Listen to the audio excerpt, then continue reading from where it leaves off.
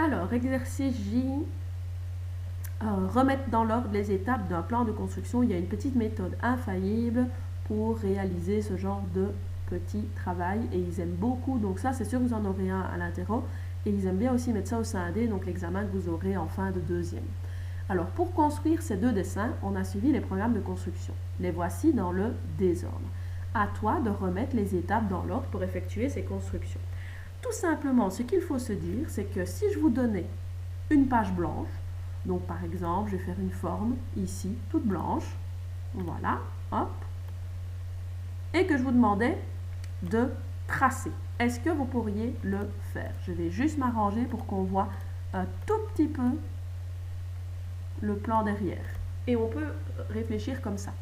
Donc, est-ce que sur une page blanche, vous pouvez construire la droite parallèle à BC passant par K, elle coupe AC en L?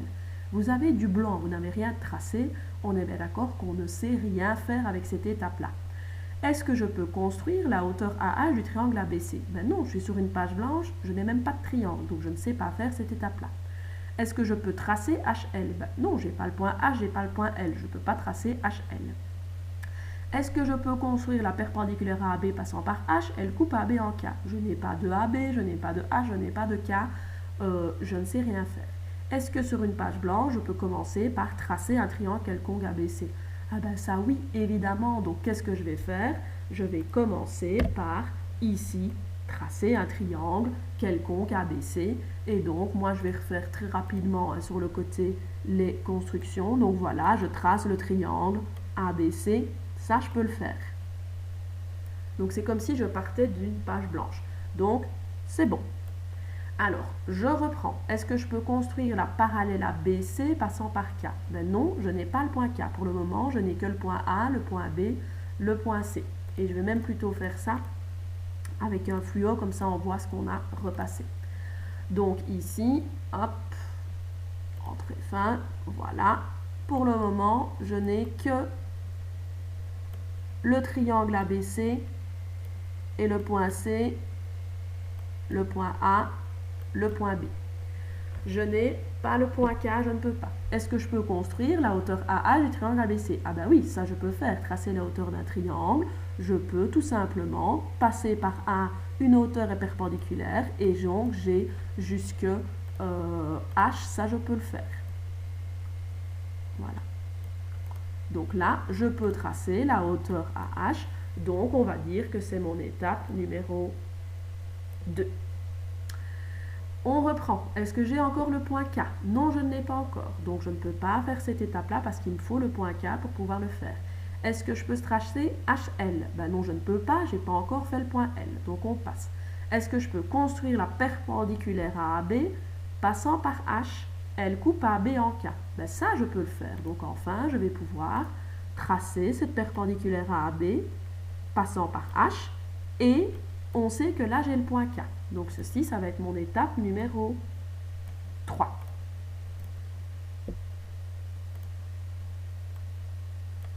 Et j'ai enfin le point K, vu qu'on sait que cette fameuse perpendiculaire, elle coupe AB en K. Maintenant, est-ce que je peux enfin tracer la droite parallèle à BC passant par K? Oui, regardez, j'ai le point K, j'ai BC.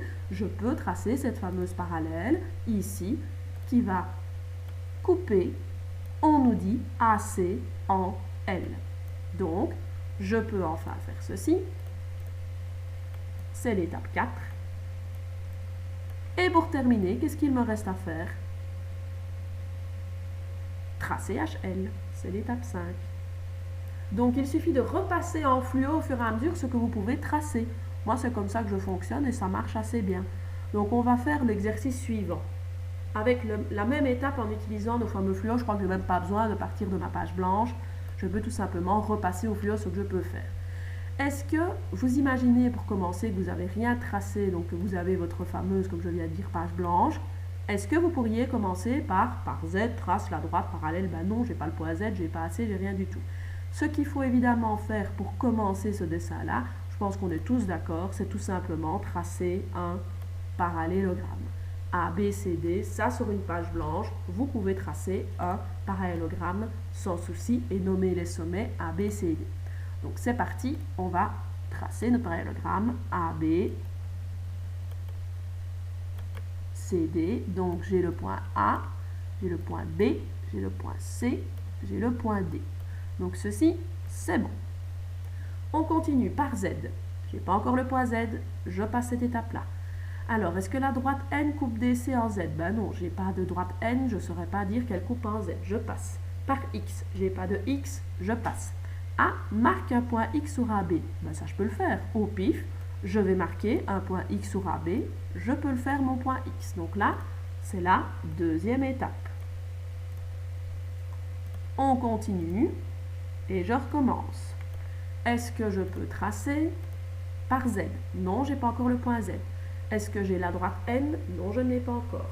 Par X, ah, là j'ai le point X. Est-ce que je peux tracer la parallèle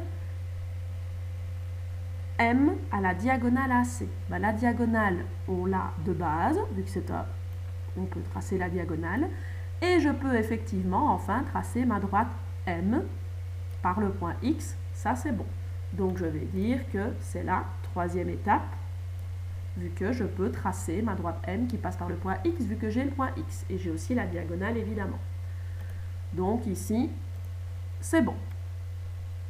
Alors, ici, si on réalise évidemment cette fameuse droite, elle coupe ici le segment BC en Y. Eh bien, on va regarder quelle est l'étape qui correspond à ça. Regardez, la droite M coupe BC en Y. Ben, ça, évidemment, ça me donne le point Y. Ça va être ma quatrième étape. Et puis, il faut être logique. Vu qu'on vient de trouver le Y, eh bien, on va partir de Y. Regardez, par Y, trace la parallèle N à l'autre diagonale. Je peux, du coup, ici, dire que c'est ma cinquième étape et aller tracer, hop, par Y. Je trace la parallèle à l'autre diagonale qui est là-bas. Et on voit que cette droite, qui s'appelle N, elle va couper DC en Z. Et bien ça, qu'est-ce que c'est? C'est cette étape-là qui est l'étape 6. L'étape 6, donc nous avons enfin le point Z. Et par Z, on va pouvoir tracer la parallèle PAC. Et cette droite P, elle va couper AD en V. Et nous y voilà. Nous avons terminé notre programme de construction en suivant les étapes logiques. Mais il faut toujours se dire, est-ce que j'ai assez d'éléments pour tracer ce qu'on me demande? Oui, alors je fais dans l'ordre. Non, alors je passe à l'étape suivante. Donc pour faire un plan de construction, il faut vraiment réfléchir aux choses que vous pouvez tracer avec ceux que vous avez à disposition. Alors, reproduis cette figure ici, donc, et ensuite me donner en taille réelle le segment CD, ce que ça donne. Donc ici, tout simplement, j'ai fait moi 8 cm dans la continuation 4 cm. J'ai bien fait une perpendiculaire de 6 cm et j'ai relié le point E au point B.